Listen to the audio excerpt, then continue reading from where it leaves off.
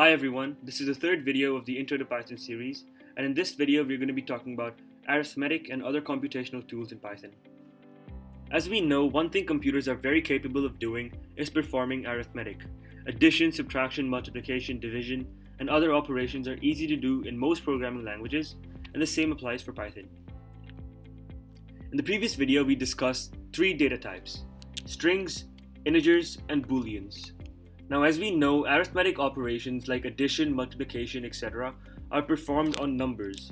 So obviously, if we want to perform these mathematical operations in Python, we would have to involve the integer data type in some way, as this data type stores numbers. Okay, so here I am adding two numbers. And just like in math, you use the plus symbol. Now, if I create a variable to store the result, let's call it sum because it's a sum of two numbers, the data type would be an integer. So now let's do some subtraction. Let's just call it result is going to be 7 minus 6. So now the value that is going to be stored inside this variable result is going to be an integer with a value 1 because 7 minus 6 is 1. And for multiplication, you use the asterisk symbol. And for division, you use, let me just call this result 2. For division, you use the slash symbol. So let's just do 4 divided by 2. This is 4 divided by 2, 5 multiplied by 3, 7 minus 6, 4 plus 5. And for exponentiation, you would do this symbol. So this means 5 raised to the power 2, and this would give me a value of 25 stored inside this variable result 4. Usually you'd combine multiplication, exponentiation, and other operations together. So one important thing to keep in mind is that Python follows the same usual order of operations that is used in mathematics. So for instance, if I was to write the following code, the computer would perform this multiplication before it does the addition. So it would do 3 times 5, which is equal to 15, then 15 plus 4, 19. But now if I wanted the addition to take place before the multiplication, what I can do for that is put parentheses around the addition. So now what it's going to do is perform the addition first. And that's going to give me 7 times 5, which is obviously going to be 35. Another important data type is float. While the integer is a whole number with no decimal point, a number with a decimal point is called a float. While the integer data type stores integers, which is numbers positive or negative without decimal points, like 2, 3, negative 5, etc. The float data type stores numbers that have a decimal value. So let's say if I want to write a number 5.3. Now obviously, since there is a decimal point, this data is stored as a float and not an integer. Okay, so just a small recap. There are two main data types to represent numbers, which are integers and floats. Integers are for numbers without decimal places, positive or negative, and floats are for numbers with decimal places. And we can perform the aforementioned mathematical operations using both these data types, as they both represent numbers. Another operation I would like to talk about, which is very helpful when you look into algorithms in the future, is the modulo operator. Now the modulo operator is essentially a companion to the division operator. We know that the division operator is this slash sign. Let me just do 10 divided by 3. Now what the modulo operator does is that it returns the remainder of a division operation. If I were to divide 10 by 3, that would give me a quotient of 3 and a remainder of 1. So the modulo operator is a way of accessing the remainder. So this would give me an output of 1, and this would give me an output of 3. And if I were to divide 4 by 2, so if I were to do 4 divided by 2, obviously that would give me an output of 2, but I would get a remainder of 0 because 2 goes into 4 perfectly. Okay, so now I'm going to bridge off a bit, but bear with me. Now what would happen if I added two strings? So let me create two strings. my first name and the second name and my second name. So these are the two strings, my first name and my second name.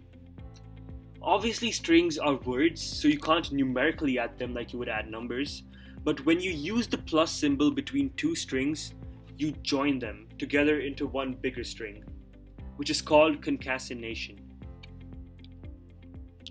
So now let's say if I were to store this in a variable called names, let's just call it that, and now the output of this would be a string like this. It would just combine these two strings into a bigger string. Now if I perform a mathematical operation and I want to display the result on my screen, I would use the print statement. So let's do that. I would print, and let's say a mathematical operation. There we have it, 4 plus 3. Now alternatively, what I can also do is create a variable called result 6, because I've already called result 5 over here, so we need a new variable name, result 6. And alternatively, what can also be done is storing the value in a variable and then printing the value of that variable. You could do that as well. So what I've done is just deleted that result 6 variable and gone back to the previous way that we'd represented that. Now what if I wanted to give the user some detail and tell them, hey, this is the result of the operation that you asked for. So that would mean that I'd want to print a phrase first and then give the result right after that. So let's say I want to print something, let's say, hey, here is the computation you asked for. Now, as you can notice, this would be an integer and this would be a string. Now, since they're two different data types, we do not have a way of combining them. But what I can do now is perform the computation. So we've done that over here, 4 plus 3. Now what we do is convert the result into a string, and then as we know, we can add two strings together. So I've performed the computation, and to convert an integer to a string, what we do is type the words str and then parentheses around what we want to convert into a string. So 4 plus 3, now that's equal to 7, and now it's going to create a string called 7. It's going to create a string like this, 7. It's no longer going to be an integer 7. It's going to be a string 7. So now I have a string with the number 7 stored inside of it, and I have another string. So I can combine these two strings like I did over here with the plus symbol. Now let's print this out and let's see what it does. So as you can see, it gives me the phrase that I wanted to print out, as well as the result of the computation right beside it. Now if I did not put this string over here, this str method, if I did not put that in and I try to print out, as you can see, it is going to give me an error because you cannot concatenate a string to an integer.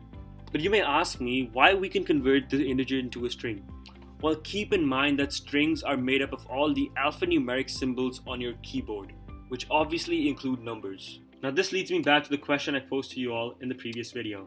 What is the difference between the following two statements, besides obviously the variable names? Now I'm hoping you guys already have some sort of an understanding of what the difference between these two is based on the concatenation that we've done previously. But even if you don't, let me just provide you an explanation. So variable y is a string that contains the alphanumeric character 5. While variable x is an integer, and so it's a number with which you can perform mathematical operations we discussed earlier. Now why can't we perform the operations with variable y? Well, because y is a string, and we know that we cannot perform mathematical operations on characters or letters. So even though it's the character 5, the alphanumeric character 5, we still can't perform computations on it and think of it as an integer because it's stored as a string. That's all the content we'll cover in this video. Let me just give you all a few exercises that you can work on. Okay, so here are some exercises to recap what we did. Please try to do these as best as you can, and I will talk about the answers at the end of this video. The first exercise is try and experiment with all the mathematical operations that we learned. Now obviously remember that you need to use a print statement to actually see the result in the terminal over here. The second exercise is I want you to create a variable called age and then store your age in it. Then print it out with the short sentence preceding it. So your terminal over here should look something like my age is ... and now that would obviously be your age. Now note that for this exercise you would need to do something similar to what I did in this line, because your age is an integer and you want to print out a phrase preceding it, which is obviously a string, and we know that we cannot combine strings and integers without the use of this str block over here. Okay, here are the answers to the exercise. So obviously I will not discuss the answer to the first one because it's just experimenting with the different operations. For the second one, let's get started. So it says create a variable called age. Okay, so let's create a variable called age and let's assign it the value of my age. I'm 16, so I'm gonna assign it the number 16. Now I want to print it out with a short sentence preceding it. Now the sentence that I want to be printed is let's say, hello, my age is, and now I want the value of this variable to be printed right after this string. Now if I want to add obviously a string to an integer, well, that's not possible if I do not convert that integer into a string. So let's do that. To convert, as we learned before, we need to use the str block, str function actually, but we'll get to functions later on. And we need to put parentheses. And now let's print this out and see how it works. Hello, my age is 16. So that's it for this video. Thank you all for watching. And if you have any questions, please feel free to leave them in the comments below.